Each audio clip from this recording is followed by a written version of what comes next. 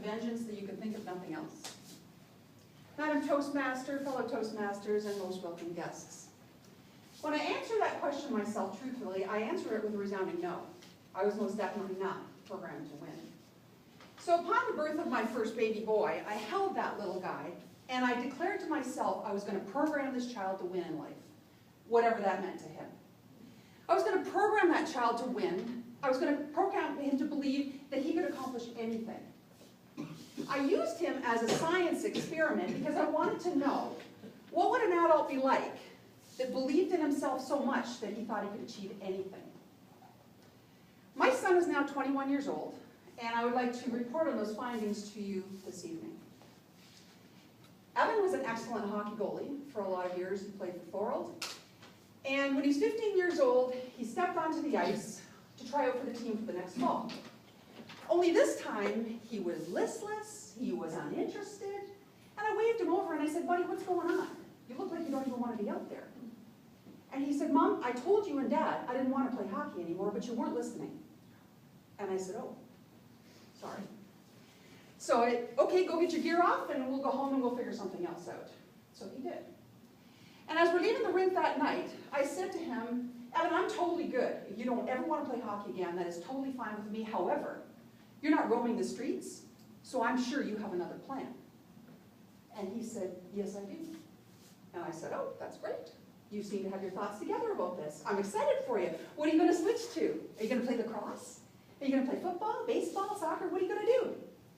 And he looks me square in the eye and he said, "Bull riding."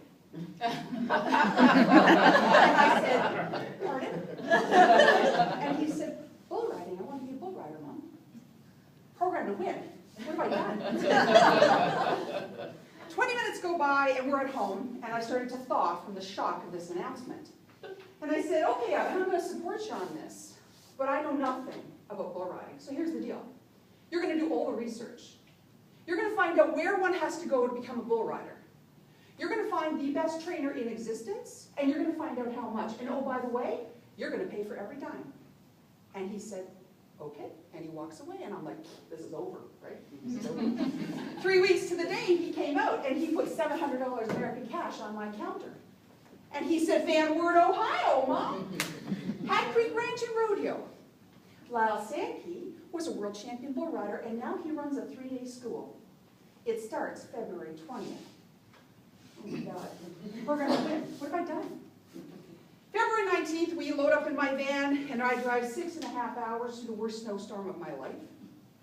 The next morning, we arrive at the arena, and after I've signed his life away with a notary public who's sitting right at the desk because the degree of risk is so high, he joined the group.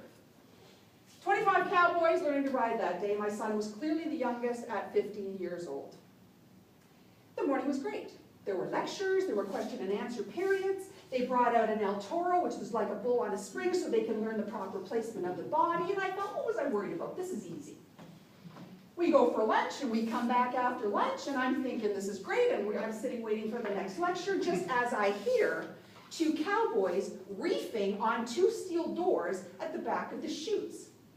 And as the doors open, I see 25 2,000-pound creatures a-pushing and a-shoving in the back barn. They break into a full-out stampede out of the barn, through the chute, and explode into the arena area. My son's had 3 hours of theory. He can't get on one of those things. 25 cowboys rode 25 bulls that afternoon, and there were bodies everywhere. It's Evan's turn next. Programmed to win. He's fearless. So he's got the Kevlar vest on, and he's got the helmet on, and now he's standing on top of the rails with the bull beneath him, ready to go. As a wave of nausea came up my throat, I cannot even describe to you. He slips down on the bull. He wraps the rope around his hand like he was taught to do. He's got the proper body position, and as if he'd done it a million times before, he gives the guy the nod. He yanks the gate open. The bull darts out of the chute, does a loop-de-loop in the arena, bucks, and catapults my son 20 feet in the air.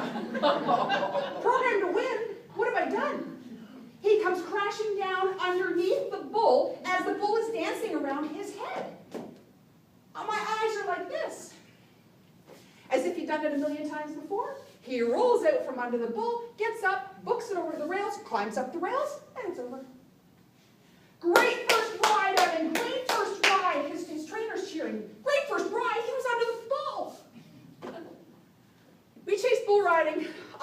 US that year, to include San Antonio, Texas, where they crank up the heat to 130, which makes the bulls psychotic. The day arrived when he came out to the kitchen, and he said, I don't want to be a bull rider anymore, Mom. And I'm like, thank God. And he said, a bullfighter. I want to be a bullfighter. I want to be a rodeo clown. Programmed to win. What have I done? He is fearless.